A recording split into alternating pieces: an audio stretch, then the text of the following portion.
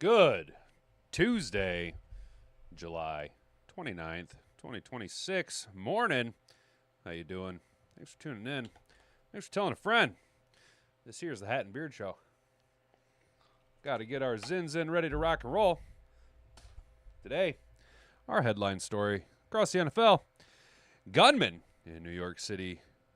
Shooting tried to target NFL office. Mayor Eric Adams says there is a lot of information coming out about this individual. We're not going to name names per se, and I'm going to do my best not to name him when we're reading the article because pieces of shit like him don't deserve any type of publicity, really.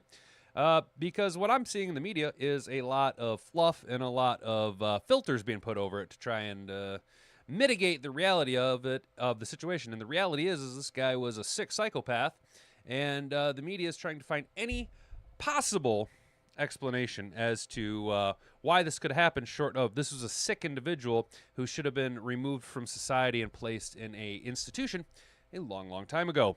But thankfully, we are such a compassionate and open-hearted liberal society that we are willing to sacrifice the lives of our fellow citizens and law enforcement officers so that sick fucks like this douchebag can run free and do whatever the hell they want. After that, we're going to lighten the load a little bit and talk about our Detroit Lions as we are steamrolling towards the start of the 2025 NFL season with the Hall of Fame game bearing down right upon us. Former Raiders head coach Jon Gruden could possibly find himself on the Lions coaching staff this year. And the boy, howdy, when I read this, I'm going to be honest. I went from 6 to midnight. I was pitching full mast. I was ready to go, dude. Jon Gruden, you're telling me that there is a chance that the Lions organization, with one of the best, if not the best coaching staff in the NFL, as a completely biased take on it, my favorite coaching staff in the NFL, has the possibility to add a Super Bowl winning coach and a personal favorite former head coach of mine to our organization to help get us over that. Maybe he helps with the transition period a little bit with John Morton. Maybe he just gives us that last little bit of push we need to get over the edge. Personally, guys, if I were to vote in the poll, I would be smashing that. Yes, the dude knows ball. Apparently, 100% of you agree with me that Jon Gruden should join the Lions in any capacity. But we will poke around at that A to Z Sports. Mike Payton has a nice little article here that I think we're going to read. And you can see there, that's the cover of our thumbnail there. Couldn't have got a little bit more of a flattering picture of Jon Gruden. He kind of looks like the one cousin in The Bear, just fat and bloated in this picture now. And then over here at Yahoo Sports, get your popcorn ready for Jamo, wide receiver. Jameson Williams thriving in Lions camp. And, Mr. Detroit City, this is going to suck for you and me, bud. We're not really too big of fans of Jamo necessarily per se. I'm starting to kind of come around a little bit. You're a little bit more behind me. But by golly, boys and girls, what I've seen coming out of camp at Jamo, holy shit. Your popcorn, fuck your popcorn. That shit's going to get burnt. Jamo is on. He's on fire in training camp. And that 1,600-yard season I'm calling for in lieu of Jared Goff getting his 5,000 passing yards, totally attainable. Totally attainable. Jamo has everything going for him heading through camp right now. We will then talk about Tim 20-man, training camp day 7 observations.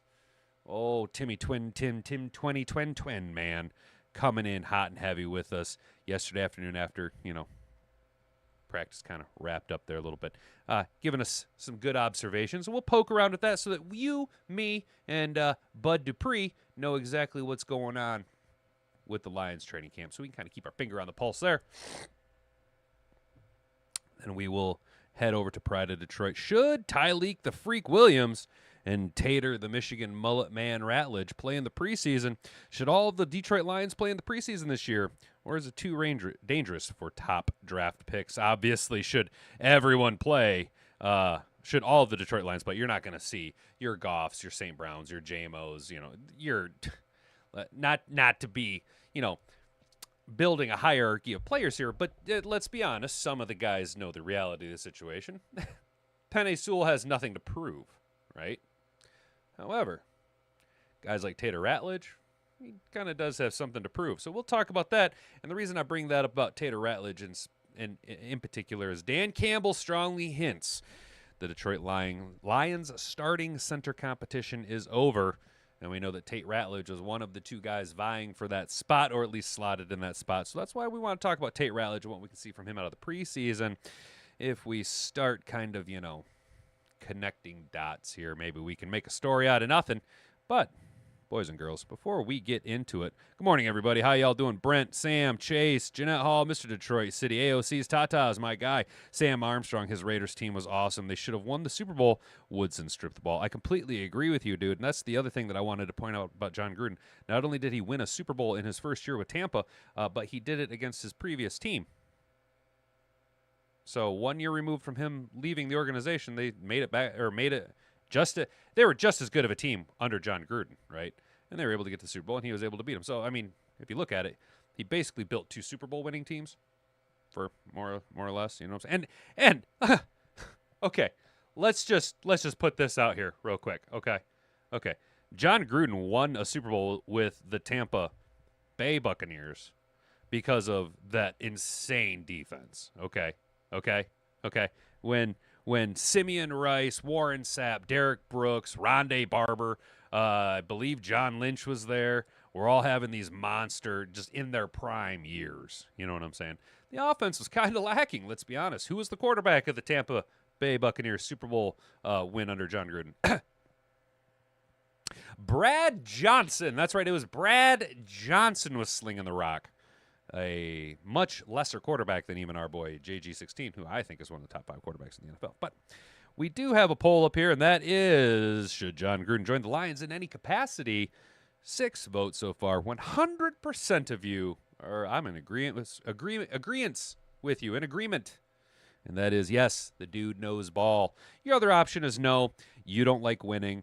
And I understand if you don't like winning, if you are a SOL supporter, that's fine. You can go back to your old losing ways, but we here keep this freight train rolling, right? We're in the empire business, you know what I'm saying? So if you guys haven't already and you're new to the channel here, would you kindly walk on over to the subscribe button, subscribe to the channel, ring that notification bell so that you can be notified every time that we go live.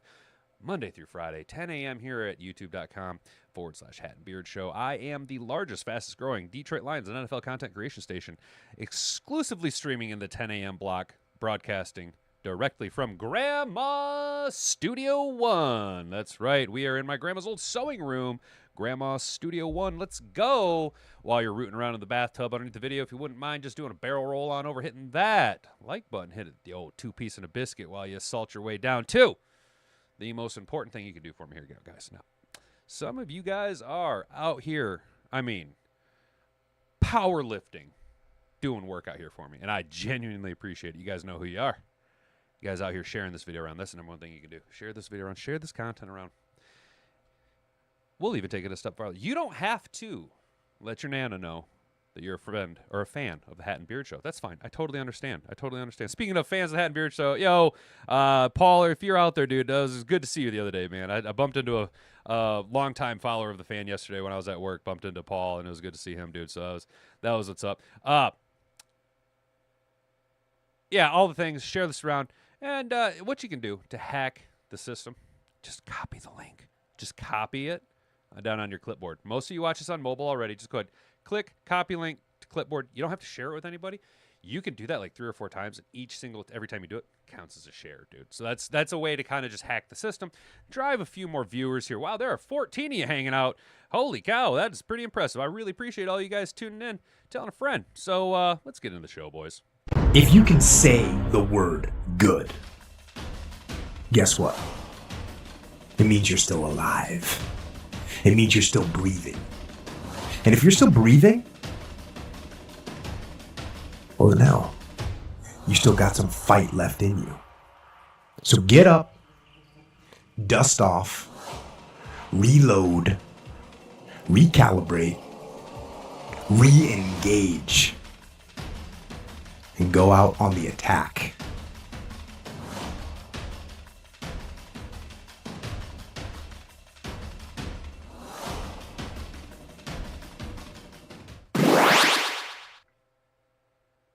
Hell yeah, guys. All right. So coming to us from CBS News, we're going mainstream with it here, guys.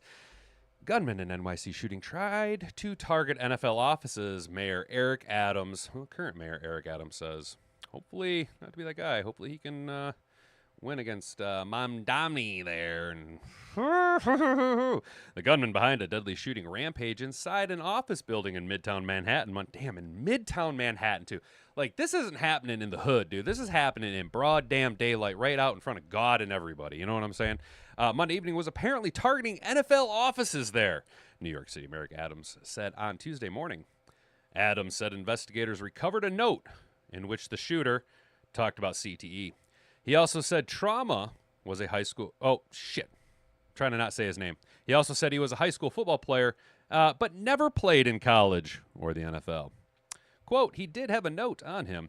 The note alluded to that he felt he had CTE. Oh, he has his feelings. That good old Now, there. Okay, look, I'm gonna sound like an asshole because the only way you can actually get a CTE diagnosis is post-mortem. They have to crack your skull open and look at your brain. You know what I'm saying? But we live in this society of self-diagnosis bullshit, dude. Now, yeah, okay, some things you can self-diagnose, right? Like I... a couple weeks ago, started to realize that my lower back pain, upper back pain, basically my entire posterior chain was screwed up because of my pelvic tilt that I was doing. So I've been working to change that, but that's a relatively easy self-diagnosis. CTE? How are you going to self-diagnose? Well, because you forget shit sometimes? Because you get angry sometimes? That's because of all the plastics in your ball sack, son. A known brain injury for those who participate in contact sports. He appeared to have blamed the NFL for his injury. That's right. It's not my fault. It's yours. It's somebody else's problem, the mayor said on CBS Mornings. CTE, or chronic traumatic encephalopathy, and I had it earlier. Chronic traumatic encephalopathy, close enough, is a brain injury caused by repeated trauma to the head. It came into the spotlight in recent years as more athletes, well, former athletes, have been diagnosed. The building at Park Avenue is home to the offices of the NFL, as well as Blackstone, KPMG, and others. He was from the Las Vegas area and drove cross-country to New York in the days before the shooting, investigators said. So clearly a healthy individual, totally sane, two ass cheeks, feet, and hands on his rocker. My guy was locked into his rocker, right? Totally not off his rocker at all. Completely sane individual. Once he got to the building, Adams said, quote, from our preliminary investigation, he took the wrong elevator bank up to the NFL headquarters. Instead, it took him to Gruden management. And that's where he carried out an additional shooting and took the lives of additional employees, which is disgusting. And, now... a quick question, not trying to make light of the situation. Not trying to make light of the situation. Very disgusting situation. I have been informed that there has been legislation passed that said you cannot have a gun in New York City. So I am befuddled by the fact that somehow, how is this possible? I was told time and time again that if you put a little sign up that says no guns allowed, then you're safe, right? You're definitely not a soft target, definitely not opening yourself up, definitely not inviting sick psychopaths like this. You know what I'm saying? 4 people, including NYPD officer Didaralu Islam, were killed in the shooting, and another person is hospitalized in critical condition. That is fucked up. It's fucked up, man.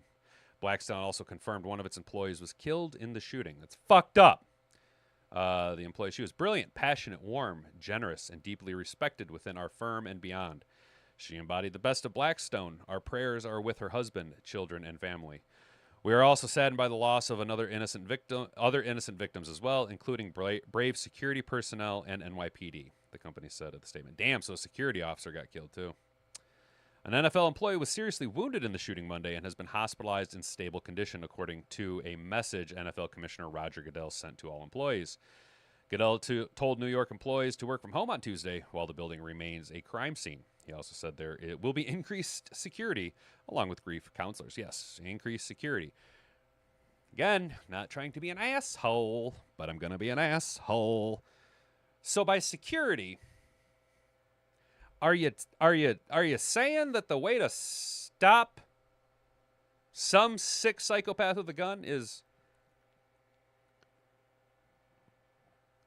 with people with guns?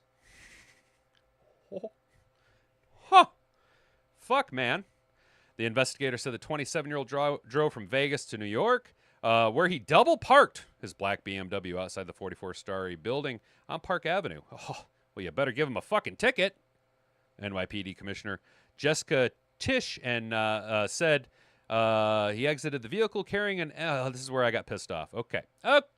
All right. Okay, hang on. Said he was carrying an M4 rifle and walked into the building where he opened fire on Islam and two other victims on the ground floor. We're going to bypass that picture because fuck this guy. He then took the elevator to the 33rd floor and shot another victim before shooting himself in the chest. Well, at least he tried to do the old Junior Seau thing. He died of self-inflicted gunshot wounds. Yes, well, when you use a 5.56 on your chest at point-blank range, I'm willing to bet he wasn't just running FMJs and had probably some nice, well-suited ammunition. He was a CPL holder, so the guy did at least have some understanding of firearms. According to law enforcement in Las Vegas, he had documented mental health history. Oh. Police said prescription medications were found in his car along with a rifle case. Okay, so if you have prescription medications for documented mental health history, you don't get to have one of these. That's how that works. Now, as a 2A purist, okay, I genuinely believe that if I have the means to own and maintain intercontinental ballistic warheads, according to the Second Amendment of the United States, I have that right. Okay? So I am actually a purist in terms of firearm ownership amongst Americans. Okay? Now, I also believe that the only way to stop a bad guy with a gun is with a good guy with a gun. But if we're going to go by the law here, okay, so Las Vegas Metropolitan Police Department concealed firearms permit. How was that issued when you have documented mental health history and prescription medications for it? I do not understand how he fell through the cracks on that one. Real quick, he was also carrying, he was carrying his concealed firearms permit. Good for him. Now, the thing that I'm kind of concerned about here is we're really trying to brush this all off as CTE.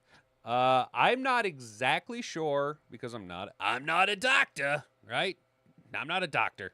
But I did play football for a long time, more than just high school. I did not play past high school, but I started playing contact football in like 3rd grade. Okay, so not only that, but I've also had, in my youth, I had 2 skull fractures, 2 documented concussions, a litany of just what most people nowadays would be concussions.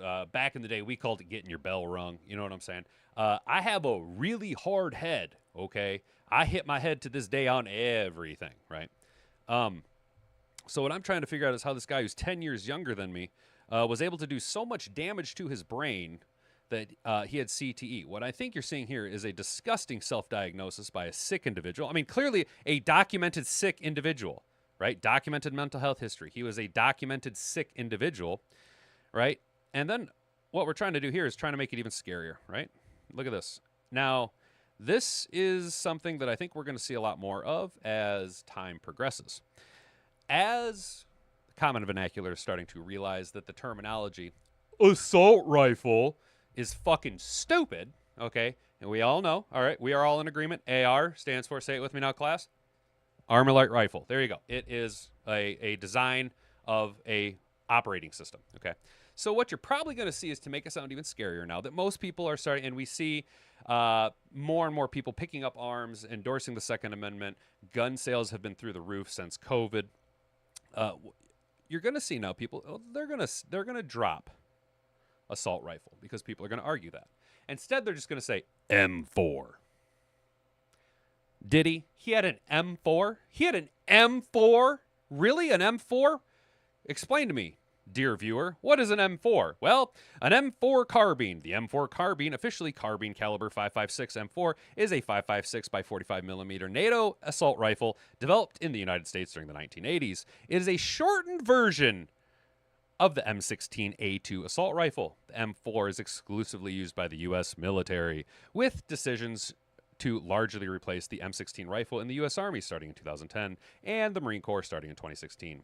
Combat units are primarily infantry weapon and service rifle. The M4 has been adopted by over 60 countries worldwide and has been described as one of the defining firearms of the 21st century.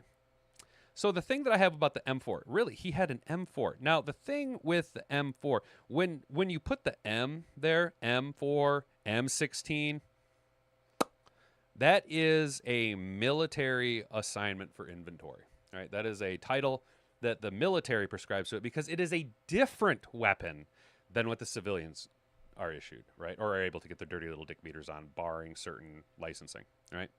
Because this bad boy, an actual M4, can go full auto. I strongly doubt that that sick individual is able to get his dirty little dick beaters on an actual M4. Why do I say the M4 adoption? Oh, whoops. Real quick, because what you're seeing right now, another story that will be popping, is you will see a lot of news articles coming out about what is the M18 or the M17, or most commonly known as the Sig Sauer P320. Hey! Now, did you guys see the story about the P320 that's been going on, about the self-discharging that's been happening? Did any of you guys watch the Wyoming gun project, his breakdown of it? He's dismantled this son of a bitch, and I don't mean he took it apart. He proved that Sig Sauer's design is trash, right? But just real quick, I just wanted to note that an airman, a United States airman working in the Sec Force, I think it was the 90th or 93rd Wing Security Forces, took off his gun belt holster the other day, set it down on his desk, and because of the tension tolerance on the I think it's not the carrier, but the trigger mechanism has like a 1 millimeter uptick on it once you get to the trigger wall. That if you rock the slide at all, there's a millimeter of tolerance that will send a round and engage the striker fire on it, right? So he was able to prove all this. Now, an airman was shot in the chest and killed. Since 2017, Sig Sauer has had documented issues with the P320. They actually went so far as to have a voluntary replacement package or something like that, where you could send your P320 in. They would replace it with a modified version that didn't have the drop issues, because in 2017 it started having drop fire issues. And now we're seeing tons of video where actually, if you got Angry Cops has a great breakdown of this, where chest cams on law enforcement is actually being a more detrimental fact to Sig Sauer now, because we're getting all these videos of officers holstering their pistol. I mean, you can see their finger clearly outside of the trigger guard. They're executing good trigger finger discipline, and the gun discharging in their holster when they holster it. Guys walking and it discharges. Guys at ranges standing there shift a little bit and discharges, because when the slide, there's so much play on that Sig Sauer P320 slide. You can hear it click, click, click, click, clacking against that polymer frame, right? And it's absolutely disgusting. And then you see that, so an airman was killed just this last week. Tons of gun injury issues. I think there was a class action, or trying to get to class action status, but at least at one point 22 people were in a group suing Sig Sauer. In the midst of all of this, the United States Air Force has also been removing it from their service duty carry pistols. The Army's going to follow suit. Expect them to go back to the Berettas, in my opinion. I think it's the M9 with the modified Picatinny rail on it. But Michigan State Police adopted. The Sig Sauer M18, or for the civilians, the P320, stirring up controversy among the gun community. And that's because of all the accidental discharges, right? And then the Michigan State Police adopt it as their fucking duty carry pistol. Wow. Wow. Wow. Idiots. Idiots. Idiots. All right, guys. Sorry about that. Well, we just spent 25 minutes kind of going off on the rails down there. My bad. We got a little out in the weeds there. I know you guys are here for football content, but hey, the chat going pretty wild. Hell yeah. Hell yeah, guys. God, guns, and gains. Yes, Mr. Detroit City, exactly. Oh, thank you. I appreciate it. Thanks, Jeanette. I'm glad you liked it. You guys like the new opening? You like that new opening? I like that new opening. Dr. Google is not a doctor, says I'm chasing Chase. Dr. Google is not a doctor. Dr. Google. Oh, my God. Why didn't I ever think of that? That's really good. Kelly Stafford has CTE of the throat, allegedly. Yeah, she sure does from all her time spent down there in the dirty South. You know what I'm saying? He got pissed. He got cut. Well, that's the thing, Sam. I was wondering. They said he didn't play any college ball, but I was wondering, did he ever try and just got mad? Oh, Mr. Detroit City, exactly. And that's the thing. Mr. Detroit City had a good one. I guarantee you that dude wouldn't come down to Florida and walk into an office and try that. And there you see exactly what I'm saying. Gun-free zones are soft targets. Okay, gun-free zones are soft targets. It's almost like gun laws only affect law-abiding citizens. Holy shit, Chase! Oh, Chase, are we red pilling you, dude? Are you getting red pilled? That's exactly it. You know, law-abiding citizens follow the law. It's the people who don't follow the law that you got to worry about. You're allowed to protect yourself. Read scripture, says Mr. Detroit City. Exactly, dude. Exactly. I'm not relying on security guards. And, you know, Sam Armstrong, dude, that's the thing, brother. Like, the security guards I've seen, very few, because the building I work at, we have 24-hour security on staff. I've had a few friends that I made that worked in security there, and I was comfortable with them there. But there's only been one guy that ever worked there in security that I was like, this cat can handle himself. Well, come to find out, he did 2 tours in Iraq, 1 in Afghanistan, still drives mobile army for the reserves, or mobile armor for the reserves. You know what I'm saying? Like, yeah, I feel pretty confident with that guy being there. But he moved on to a different building. Hell yeah, Sam. That's what the authorities encourage. Wasn't there that sheriff that said he'd rather you just shoot the guys so that it's easier for them? Shout out to Sean Ryan. We need you on this show. Oh, Mr. Detroit City, dude. Yeah. Yeah. Sean Ryan's going to come talk to me, brother. Hell yeah. Yeah. Yeah. Next stop, Hat and Beard on the Sean Ryan show. It's going to go like, he's going to have a run of like me and Jocko and Jordan Peterson.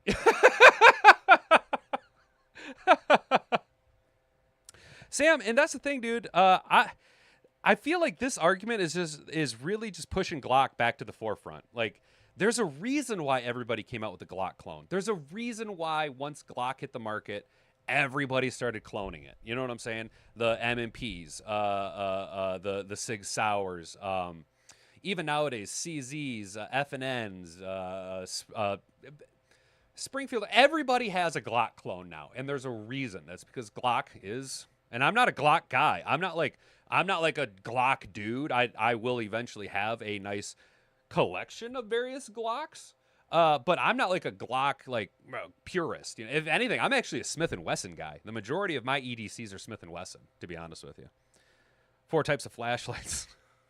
Security guards that are TJ Maxx are all decked out, Call of Duty style. I dial. Yeah, dude. So they're out there and they're like tack gear. You know what I'm saying? Like, oh, what are you gonna do, yo? You're gonna yell at them really hard. You can't do anything. You're a rent-a-cop. You have no authority to do anything. You know what I'm saying?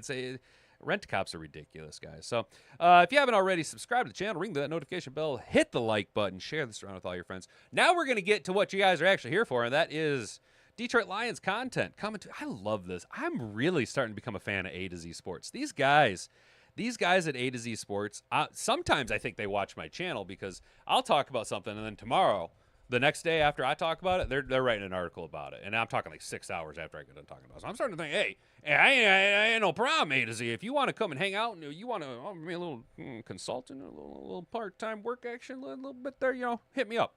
Hit me up. Former Raiders head coach Jon Gruden could possibly find himself on the Lions coaching staff this year. Look at that pot belly. The one thing I think that's going to prevent this is Dan Campbell. There ain't too many pot bellies on our coaching staff. There ain't too many of them little beer guts and little booby action going on there. But Jon Gruden, not a young chicken anymore.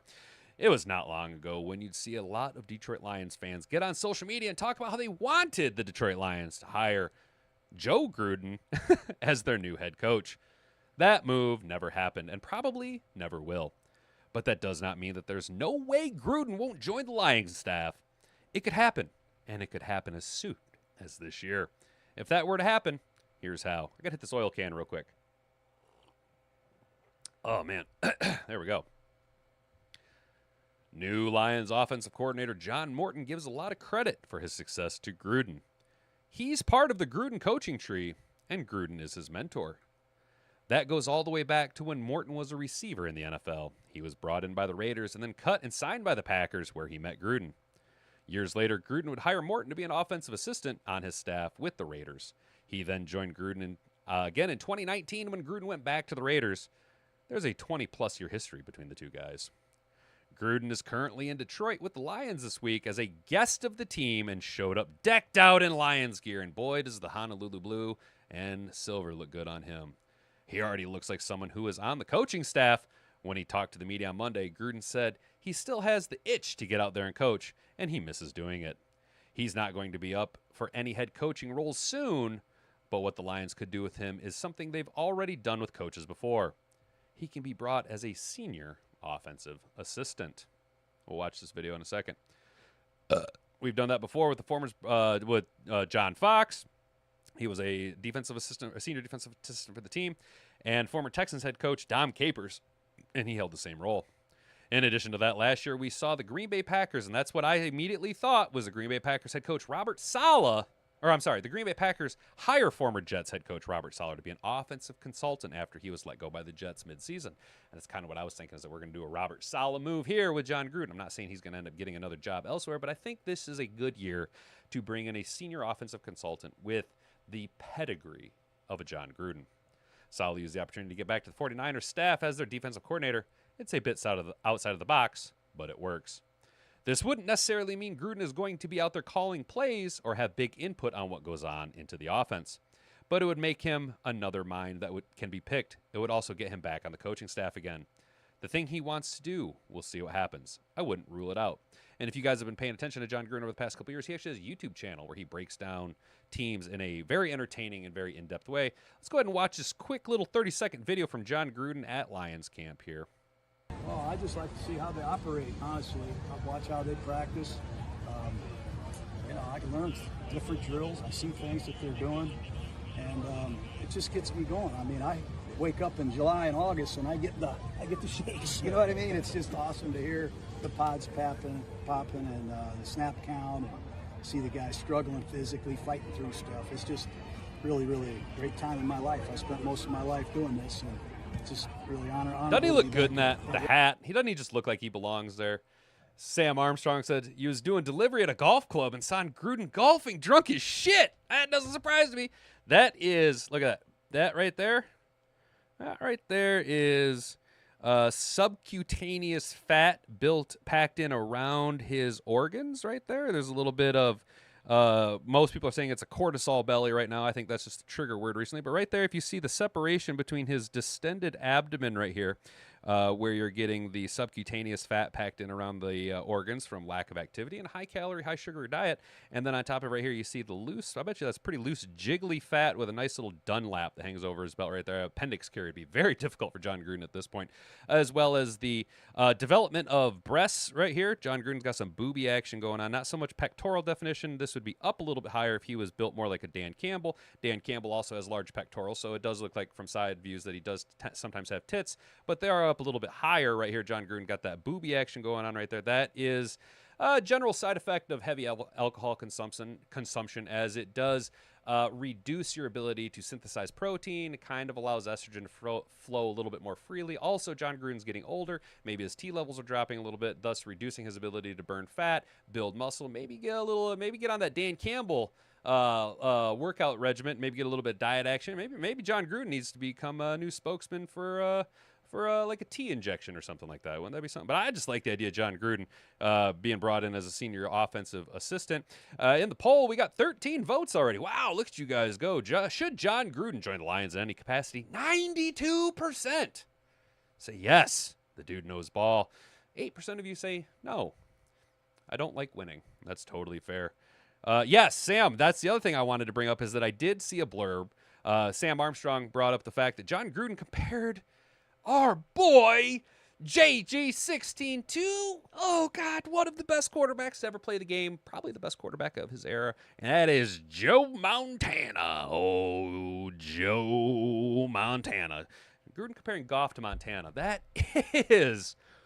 Wow, that's a hell of a comparison. I'll take every bit of it. I believe Gruden has quite good takes, says Kerry. Good morning, Kerry Simtich. How you doing, brother? Good to see you. And I believe Gruden has some electrifying takes. And if you watch his breakdown, I want to say his post-Hutch injury, I think it was the first game against Minnesota. I can't remember. We'll say the back third of the season last year. He had a breakdown of the Lions offense, and holy shit, you want to get hype about David Montgomery or Jahmyr Gibbs, listen to Gruden talk about Jahmyr Gibbs or David Montgomery. Just listen to Jon Gruden talk about our team, and it'll get you fucking hype, dude. I think he's a perfect fit for the organization. His mentality's there. I think Dan Campbell knows exactly what he's doing with this. I just hand in glove. Happy as can be. Happier than a pig in shit. Now we're going to get a little bit, it's just the hype today. I had to just hype us all up, guys. We couldn't be all negative Nancy after the nonsense that happened in New York yesterday, right? That sick son of a bitch. So we're just gonna glaze and glaze and glaze the Detroit Lions the rest of the day, dude. So get your popcorn ready for Jamo. Wide receiver Jameson Williams, thriving in Lions camp. Plug your ears, Mr. Detroit City. Plug your ears, brother. We're about to glaze. Jamo. Jameson Williams is having a great beginning to his 2025 Detroit Lions training camp. That's been painfully obvious to everyone in Allen Park, from his coaches to the media to his teammates. Williams, now wearing number 1, has shown significant improvement in his attention to detail. Specifically, his footwork and timing on his route running have looked to be on a different level from prior years. That's what I'm saying, dude. Jameson Williams might emerge this year as the fastest cut wide receiver. And what I mean is how quickly he can put his foot in the ground and cut, and change direction. It, in camp at least, is looking insanely does elite. I don't think elite even begins to describe it, because his footwork is so smooth.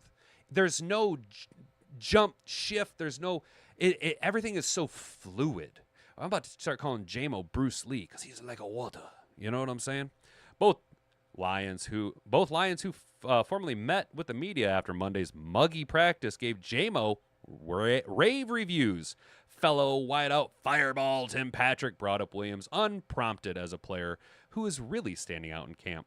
Boy, howdy. I tell you, yesterday would have sucked donkey balls to be practicing. And, I had to work outside. I had to do a little metal fab yesterday. I looked like I jumped in the damn pool. Luckily, to cool off, me and G were like, yo, it's hot. So we ran up to the one outfield bar there. There was nobody in there. There was no game. I stood in the fucking cooler for like 10 minutes, dude. The sweat on my shirt had started to turn to little white and ice shardy. You know what I'm saying? It was hot. And I was a sweaty boy. So Monday, wow, that has sucked for practice. People looked at him just as a deep threat, but he'd been watching his camp. He ran every single route. I think most of his routes have been short routes. Everybody knows what he can do in the deep game, but now he's finding that short range, and that's what's going to make him impossible to stop, Patrick said. That's what I'm saying, dude. If he can be more than just that deep threat and start, dude, he's slicing and dicing. He's slicing and dicing the field up, dude. It's fucking insane. Routes like this from Monday's practice are not things many would have ever expected from Williams even a year ago. This is a fantastic route against a very capable coverage from Rock Ya-Sin. Rock Ya-Sin, not a scrub. More of a jag, but not a scrub. Oh! Woohoo! Oh, Jesus. Let's watch that again. Look at him. He's already cooked him. Already cooked him. Right? Okay, we're going to count the steps. And Jameson Williams is going to go 1. Look at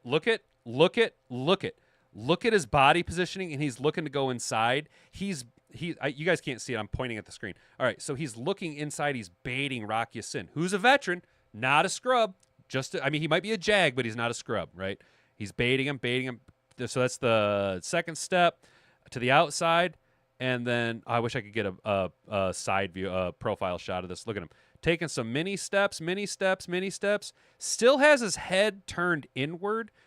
See how Rock Ya-Sin is already in a bad positioning for Jamo to go outside. He's already got his man beat by a half-man shade, and the hips for Rock Ya-Sin are already pivoting to the outside. Rock Ya-Sin, not a scrub. He might be a jag, but he's not a scrub. Bam. Bam! Look at Jamo. Look at that! Look at that wide, solid, strong base. Look at that. And he's already got Rock Ya-Sin beat. He's already got Rock Ya-Sin beat. Already beat him. Bam, bam! Look at that. Look at that. Look at that. Now all Jared Goff has to do is, if it was the protection broke down, he had to launch that fucker right now. Gone. Boom. Already a gain. Boom. Oh, and then he's got the wheels. Look at Rock Ya-Sin. Look at him, trailing, running. Can't keep up. See ya. Jamo's gone. See ya. Let's watch this again, beginning to end.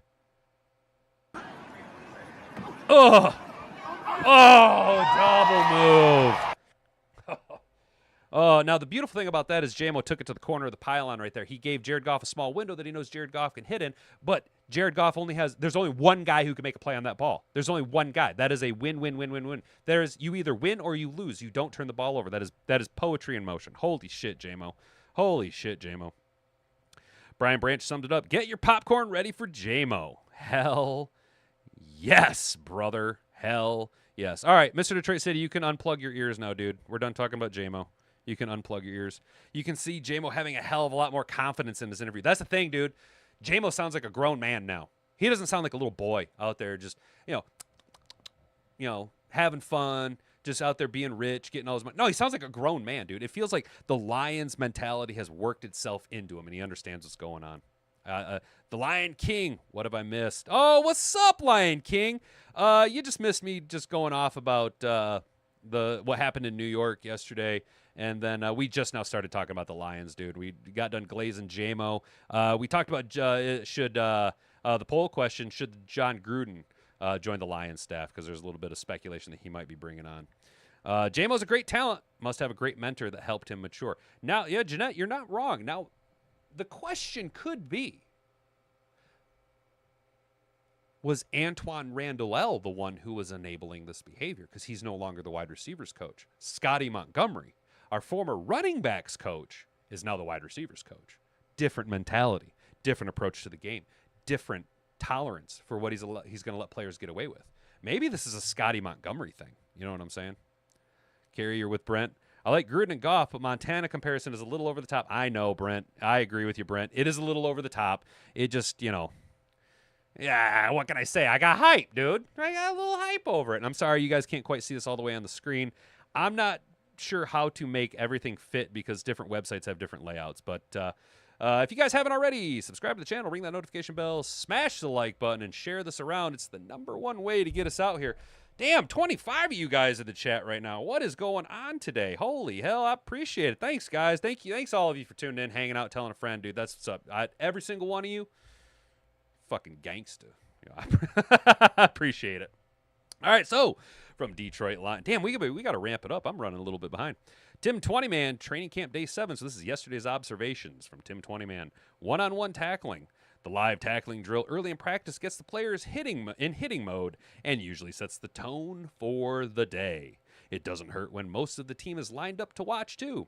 A couple highlights from Monday include tight end Sam Laporta putting a sweet spin move on defensive back Brian Branch and beating Branch in both reps. Oof, that sucks, dude. But that's, again, iron on iron. Iron sharpening iron right there. Elite versus elite.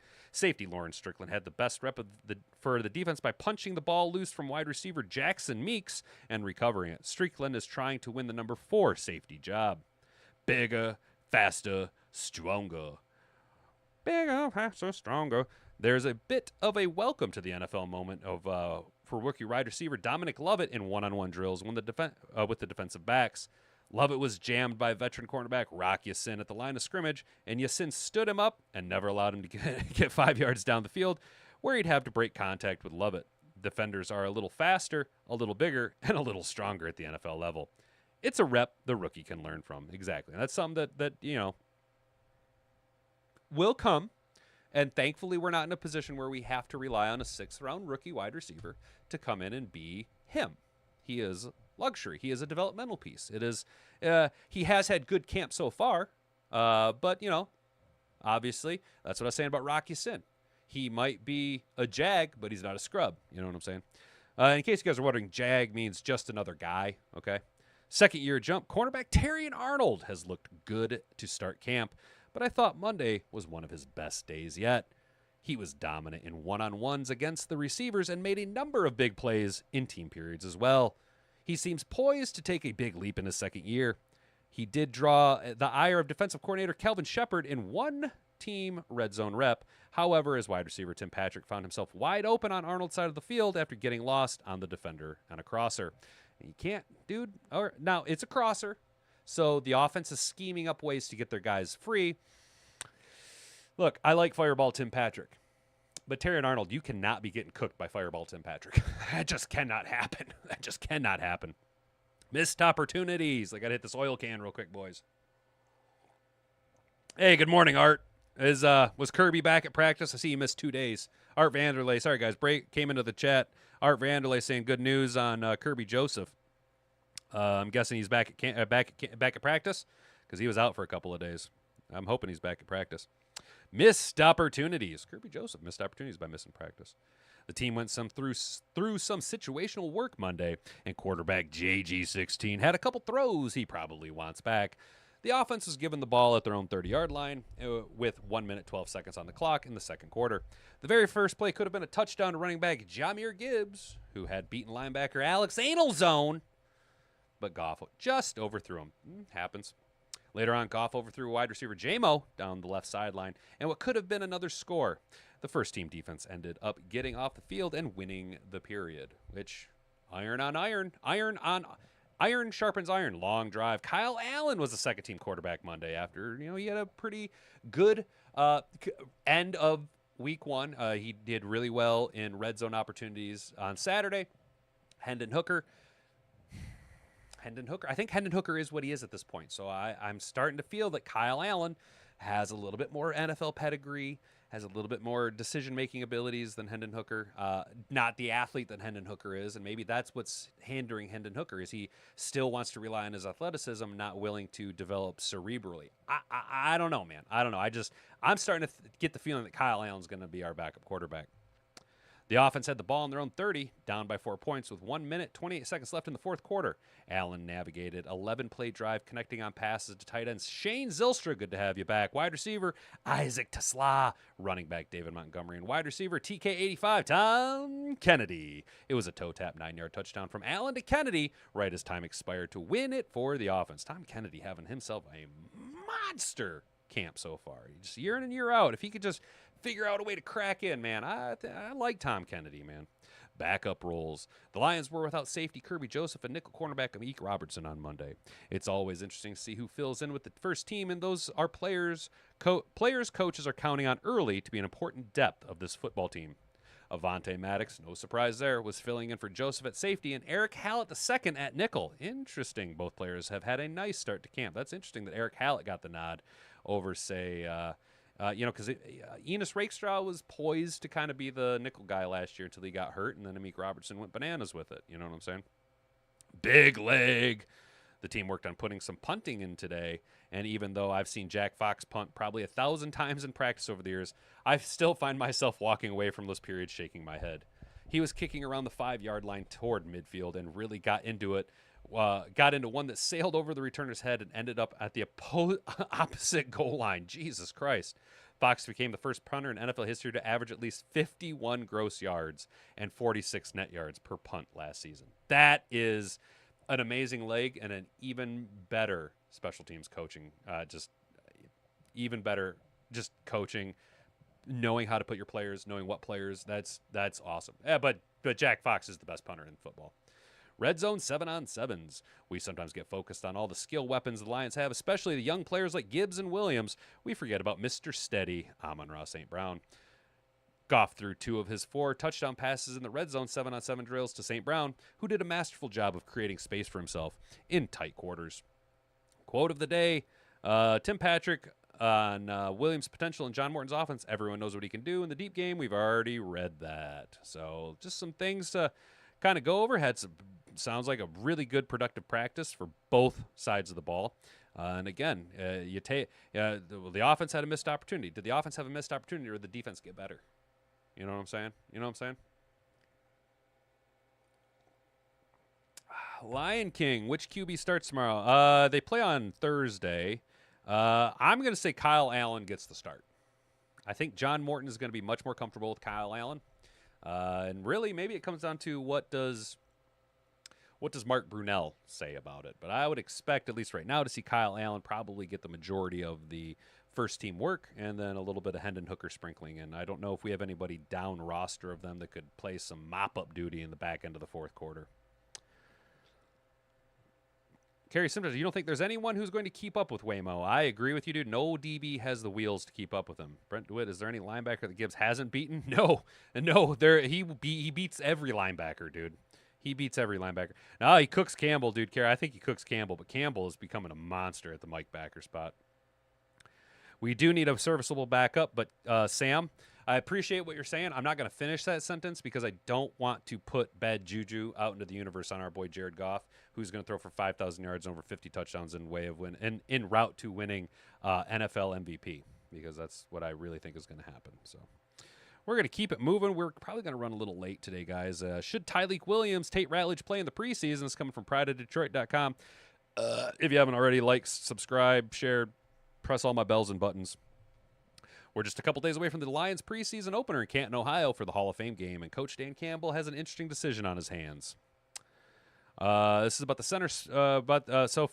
For most of his tenure, Campbell has opted to rest most, if not all, of his starters during the preseason. When it comes to high-end starters, Campbell chooses to get those players regular season ready via in-house scrimmages and joint practices. This year, the Lions will host a total of 3 joint practices, giving those folks the same opportunity to get what is close to live reps. Campbell has already indicated that he may end up playing 2 potential starters in the preseason this year. When asked about whether rookies will play in the preseason, with a heavy inference about first and second round picks Tyreek the Freak Williams and Tater the Michigan Motor City Mullet Ratledge, Campbell said those players need some playing time. Quote, I think all those guys need to play in a game or games, Campbell said on Saturday. So I think our young guys are going to. I see them playing in this game. Now, am I going to say it's written in stone right now? No, I am not. But I think I'd like to see those guys. I'd like to play those guys. That's the good news. We got 4 games here, starting with the Hall of Fame game, to get them some reps, so that'll be the plan. It's not controversial to think that the young players should get some preseason play. In fact, those are exactly the kind of players who will benefit most from the game action. However, Williams and Ratledge are a bit different. For one, they're pretty darn good players already. Secondly, those players are currently slotted for starting roles at relatively thin positions. If they get injured during the preseason, it could be devastating, and we know how injuries can just devastate a team. So the question of the day is, should Tyreek Williams and Tate Ratledge play in the preseason? Who wrote this? Jeremy Reisman says, yes, both should be relatively brief. Any more than a quarter of play seems a little too much, and that's kind of where I'm at with it. I think they should get seasoning throughout the preseason. Maybe not Tyreek so much. He was a first-round pick.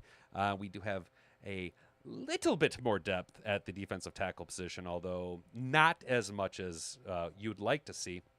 So getting him seasoned up to speed with the game, the feel of how an NFL game operates, and then Tater Ratledge needs a little bit more polish. Let's first look at these positions. If Williams were to suffer an injury after the loss of Levi Onwuzurike, the current injuries to Lee McNeil and Mekhi Wingo, the Lions would be in line to have to start someone like Pat O'Connor alongside DJ Reader. If not him, we're talking Chris Smith, Raekwon Williams, or Keith Cooper, or Roy Lopez. These are players that are not even projected to make the team. And if Ratledge suffers an injury, Detroit would likely default to one of its 2 veterans for the team, Ntedi Muti or Keoti Awashika. That's not a nightmare scenario exactly, but those 2 have gotten almost 0 work with the starters thus far. With Ratledge in particular, I do think the extra work is worth it. The Lions are going to rely on him a ton this year, and the offensive line is critical to the team's success. It is the most important position group for our team. Since the Lions have already bounced him around between center and guard, the more reps he gets at both, the better. I do think the depth is a little better at this position, so if they wanted to play Ratledge a little longer than a quarter, I get it. I feel like I said that's exactly what I said. Williams is also going through a little bit of a position transition. While he played plenty of 3-tech in college, he's going to be asked to do more than just run, block, and 2-gap in Detroit's defense. The Lions see some pass rush potential in him, and that requires an entirely new approach to his game. In that sense, Williams will likely benefit from playing some time in the preseason. However, the team is just too battered and bruised at defensive tackle that I would not extend his opportunities beyond a series or two. Yeah, you don't want to risk it. So, what do you guys think? Do you think the first our first and second round picks need to get some playing time in the preseason? Where do you guys stand with that, chat? How do you guys feel about that? Let Colin play. Hell yeah. Who was the green man at linebacker? Now Anzo is back. Not exactly sure. I would imagine Lion King that probably going to be Alex Anzalone with the dot for now, though I would not be surprised if Action Jack Campbell ends up with the green dot because of he is Calvin Shepard's guy. I mean, let's be honest. That is a Calvin Shepard guy. Probably be Sorsdahl. Oh God, Carrie, come on! Don't be saying no Colby Sorsdahl. I can't. I forgot all about Colby Sorsdahl, dude. That big ham-faced motherfucker. Rookies get some reps against NFL competition, says Brent DeWitt. I agree with you, my friend. I agree with you. I'd expect. I need to see all of our rookies for the better part of a quarter, and I'm talking the first 2 picks. The better part of a quarter. I'd like to see Ratledge probably get a full half of action and. Play them, Art Vanderlei says. I'm getting hammered on Thursday. Let's go. I can't wait for the regular season. Hell yeah, Sam. That's what's up, dude. I have to watch the game at work like an asshole. Like an asshole. So I think we're all kind of in agreement that, these guys, we probably are going to side with Jeremy Reisman on this, that, the Lions should play these guys. You got to get them some seasoning. And obviously down, Tesla, love it. Miles Frazier, if he ever gets healthy. The Egyptian Hammer. Those guys need to get their reps in the preseason. We need to get them seasoned up nicely. So we are running a little late, but I did want to, this kind of ties these 2 stories together. I wanted to talk about this because it has been a topic of conversation here on the Hat and Beard Show for quite a while, and that is, what do the Detroit Lions do at center? You guys know my take on it. I'd like to see Ratledge end up being the replacement for Frank Ragnow. Is he going to be ready? Cerebrally, is he going to be ready? Probably not. That is a very cerebral position. You got to make a lot of decisions. And as a rookie, even though he is coming out of the SEC, it is a different speed of the game. Thankfully, we do have a seasoned veteran like Graham Glasgow, right, who can play center at a decent high level. Unfortunately, the reports kind of coming out of camp is, although he can make all the reads, he kind of sucks at blocking, which is kind of the thing you have to be good at to play offensive line in the NFL. You cannot suck at blocking. You can't suck at blocking. That's the first thing you have to be good at, dickhead. Dan Campbell strongly hints Detroit Lions starting center competition is over. Oh, what do we got going on here? All right. Thanks to the retirement of Frank Ragnow, the Detroit Lions have a competition for the starting center job in training camp. The battle between Graham Glasgow and rookie Tate Ratledge with a clear edge going to Graham Glasgow thanks to his experience. Glasgow has over 2,600 snaps at center in his career, while Ratledge didn't play center at Georgia. Both players have received reps at the position in training camp, but head coach Dan Campbell admitted on Tuesday that Glasgow has been particularly good over the last few days of practice, and it looks like he's ultimately going to get the nod. We just finished 2 days with Graham back at center with pads and looked pretty good. It looked pretty dang good. I think every day that it looks pretty dang good, it gets a little clearer. So that so it's to give it to him, to have him there. It's good to have him there. Jesus Christ, I am a terrible reader. And look, this is good for Tate to get those right guard reps. Glasgow's experience is significant. Playing center isn't just about blocking, as players also have to recognize defensive fronts and call out protections, among several other pre-snap responsibilities. Ratledge has already admitted that getting all that down is going to take time. And while he might get it down pat eventually, he may not accomplish that feat before week 1, which simply isn't fast enough. While it seems Glasgow has done a better job overall at center than Ratledge, Jeff Reesden of Lions Wire noted that neither one has been particularly impressive with blocking. Great. With Glasgow now in line for the center job, Ratledge will likely take the right guard, and second-year lineman Christian Mahogany should start at left guard. Good, that's what you like to see. Neither one has been particularly impressive with blocking. So, which the fundamentals of what you're supposed to do, you can't fucking do. Great. Boy, isn't that what we just love to fucking see? Ooh, boy, doesn't that just make me so happy? Doesn't that make you guys happy that neither one of them are fucking good at blocking? Excellent. Oh, boy. Oh, boy. I can't wait to just sit there and go, I miss you, Frank Ragnow. Please come back. Oh, man. Center blitz pick up too much for rookies, says Lion King. And that's what I'm saying is I don't think Ratledge is as cerebral as we need him to be, at least now. And it's I need you to perform for me now type situation. You know what I'm saying? Dan said Graham is looking good at center. Yeah, Sam, that's what it sounds like. Sounds like Dan is pretty happy with what Graham has been able to do. And I guess we shouldn't really be all that surprised with over 2,600 snaps at center. Wasn't Graham Glasgow the guy who kind of mentored Frank Ragnow into becoming center? Am I mistaken there? Thanks for letting me know you don't like Colby cheese, too. I'm not too wild about Colby cheese, if I'm being honest. I don't like Colby Sorsdal or Colby cheese, Carrie. I'm more of a extra sharp or an aged cheddar guy. I like red Leicester. I really like that really stinky cheese. You know what I'm saying? I'm one of those guys. So, fellas, we're going to take one last look at the poll over here. 18 votes. Wow. That might be a new record, fellas. Holy cow. Should Gruden joined the Lions in any capacity? With 96% of the vote, yes, the dude knows ball, and 6% of the vote say, no, I don't like winning. We're going to go ahead and end that poll. Appreciate all of you guys voting on that. Sorsdal's main job, saving point might be that he can play every O-line position. Too bad he can't play one position good. Exactly, Brent. That's exactly what it's like, yeah, you can play every position. You just suck at all of them. Maybe Colby Sorsdal should switch and play defensive tackle since he's just a big fat bag of shit. He could play the one and just sit there, just sit his fat ass right there in the middle of the defensive line or the offensive line and just hold it up. You know what I'm saying? In a pinch, Colby Sorsdal rolls his fat ass out there at defensive tackle. Ooh, there you go. Now I find a position for him. He probably wouldn't be able to play that well either. Who am I kidding? Who am I kidding? All right, guys. Today, we went a little off the NFL radar. I mean, it was a tied together. Gunman and NYC Shooting tried to target NFL offenses. I went a little off the rails, I'm not going to lie. But, you know, it's just something that kind of disgusted me, especially when you started seeing verbiage about M4s. And then this other story just briefly I wanted to cover about Michigan State pleased to adopt the P320 or the M18. Now, the is it the M17 is the shorter version, the short-nosed version? Either way, amidst all the controversial, Michigan State Police, MSP in all their infinite wisdom, are going to go ahead and issue the SIG P320 as their duty carry to officers. Great job. Great job, guys. Great job. Now we got finally into some Lions news. Talk about former Raiders head coach Jon Gruden could possibly find himself on the Lions coaching staff this year in some type of a senior offensive assistant or a consulting type role. I personally am all for it. I'm here for that shit, dude. Bring in Chucky. Let's go. Let's goddamn go. We talked about the hype around Jamo. Get your popcorn ready for Jamo.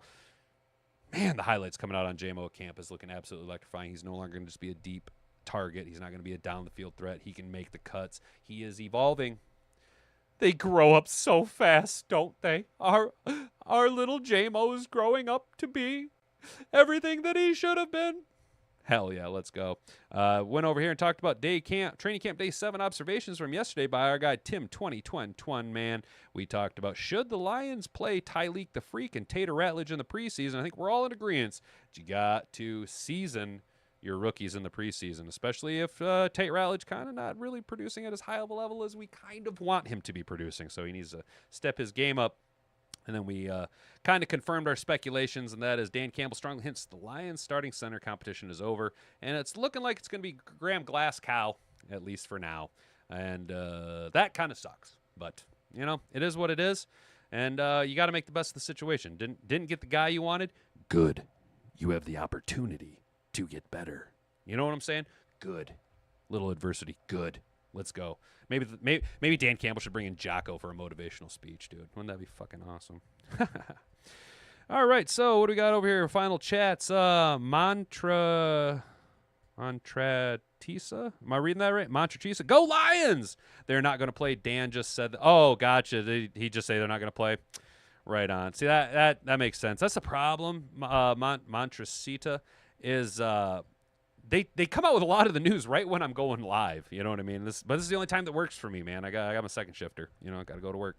If the O-line can gel and help each other out, we'll be fine. Exactly. And that's where we still have all-world, all-everything, all-universe Penny Sewell, who greatly covers up a lot of deficiencies on that entire side of the offensive line. You know what I'm saying? Mont as in Montana, Arctica as in Arctica. So it's... Oh, Antarctica. So it's... Monte Antarctica? Am I saying that? Monte Arctica? Monte Arctica? Monte... Dude, I got like a sixth grade reading level, man. I'm fucking dumb. If you didn't hear me struggling to read these articles, bro, I'm fucking dumb. So, are you a big Montana guy, my dude? Hell yeah, I wanted to move to Montana a few years back, dude.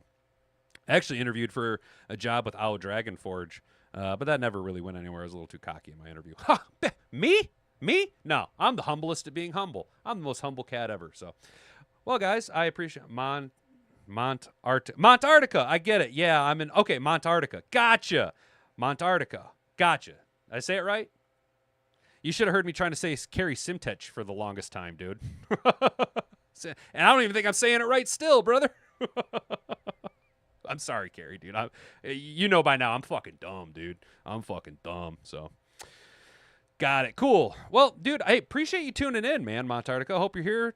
Just so you know, dude, we go live now Monday through Friday. We'll be here 10 a.m. to 11. Today we're running a little bit late. But yeah, 10 a.m. Monday through Friday here, at least through the duration of the NFL season. So hopefully you tune in. Thanks for telling a friend. All of you guys, really appreciate it. We had a very successful show today. A lot of people voted in the poll. A lot of fucking views, dude. Really appreciate you guys today. Seriously, thank you, thank you, thank you. Hopefully y'all have a good, start to your Tuesday, finish to your Tuesday. We're almost at that midweek point, you know what I mean? I run a podcast and some shows too. Oh, no shit. All right, dude. Well, I'll look up at your channel. All right? I'll check your channel out. I'll check you out. Hell yeah, dude. That's what's up, brother. So you understand. Oh, I did get it. Carrie, I did say it right. Carrie Simtech? Hell yes, dude. Hell yes, dude. Fuck yeah. Good. Yes. That's what I'm talking about. Let's go. Ha ha ha. All right, fellas. That's going to be it for me. Appreciate all you guys tuning in, sharing this around, hanging out, the chat, keeping me on my toes today. You guys were lively as hell, making everything just, I'm a play-by-play football radio announcer. No shit! Damn, dude! That's fucking wild, hang on. I could say it. I know I can say it. Montarctica? Yeah, Montarctica. There we go. I said it. Dude, no shit. Do you do it on YouTube or do you do it for, like, teams? The one guy here at the dispensary here in town, he just graduated from college, and he does play-by-play for college women's soccer, which is kind of cool. That's crazy, man. That's wild as hell. That's what's up, dude. Well, tune in tomorrow, dude. Hang out, get to know you a little bit, man. We got a good group of guys here hanging out, dude, so welcome. Appreciate everything, guys. So that's going to be it for me. See you guys tomorrow. I've been Hattenbeard. You've been an attentive audience. Until next time, bonga bonga. Frig off.